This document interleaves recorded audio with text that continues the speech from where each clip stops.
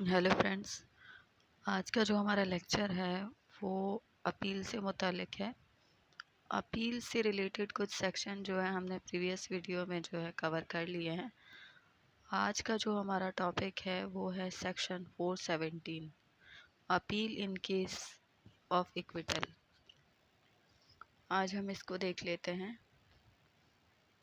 इसकी sub clause 1 कहती है कि subject to the provision of sub section 4 the provincial government may in any case direct the public prosecutor to present in appeal to the High Court from an original or appellate order of acquittal passed by any court other than a High Court.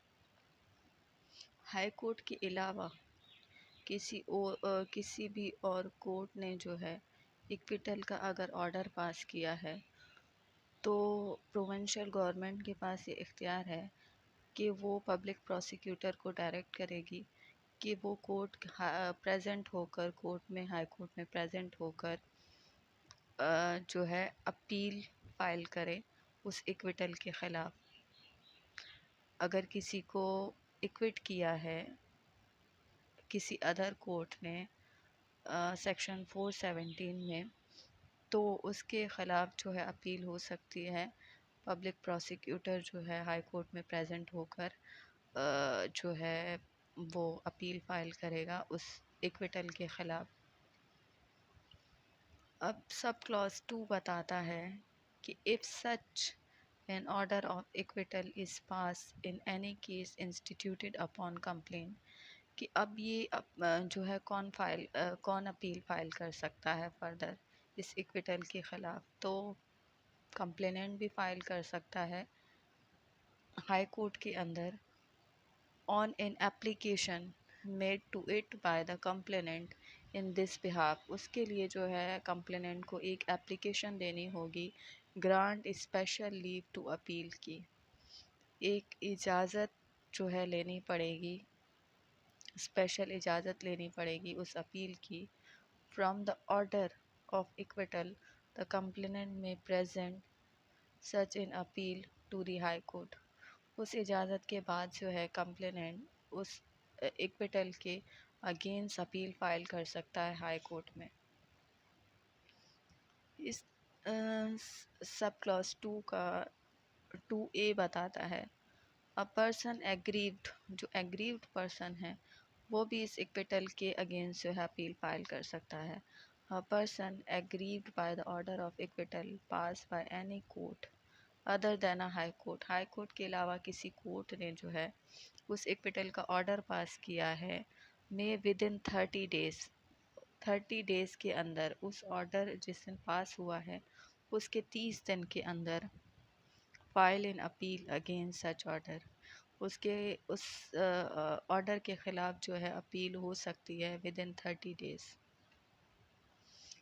सब clause 3 no application under sub section 2, जो सब section 2 के अंदर बताया है कि उसके लिए लीव टू अपील की एप्लीकेशन देनी होगी, इजाज़तनामा लेना होगा सबसे पहले अपील फाइल करने के लिए।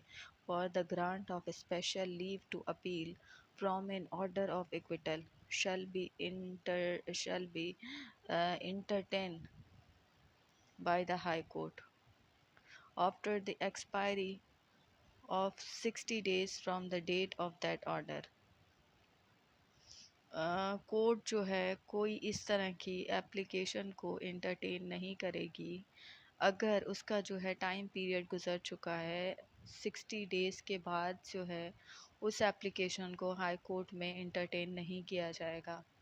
मतलब कि जो हमने इक्विटल के अगेंस्ट अपील फ़ाइल की है तो वो जो है 60 डेज़ से पहले करनी है। अगर 60 डेज़ गुज़र जाते हैं तो फिर जो है उसमें अपील नहीं हो सकती है और इजाज़त नहीं देगी कोर्ट कि आप जो है हाई कोर्ट इजाज़त नहीं देगी कि आप जो है इसमें अपील फ़ाइल करें इस ऑर्डर के ख़िलाफ़। सब क्लॉज 4 है कि if in any case application under sub section 2 for the grant of special leave to appeal from an order of acquittal is refused अगर कोर्ट जो है उस अपील को रिफ्यूज़ कर देती है, इजाज़त नहीं देती है, रिफ्यूज़ कर देती है, no appeal from that order of acquittal shall lie under sub section 1। तो जिस तरह से सब सेक्शन 1 में बताया है कि लीव टू अपील लेनी पड़े, लीव टू जो है वो लीव टू अपील लेनी पड़ेगी, इजाज़तनामा लेना पड़ेगा। पर अगर इजाज़त नहीं देती है कोर्ट, तो फिर जो है उसमें जो है अपील हम नहीं कर सकते हैं फर्दर, अगर कोर्ट रिफ्यूज़ कर देती है तो।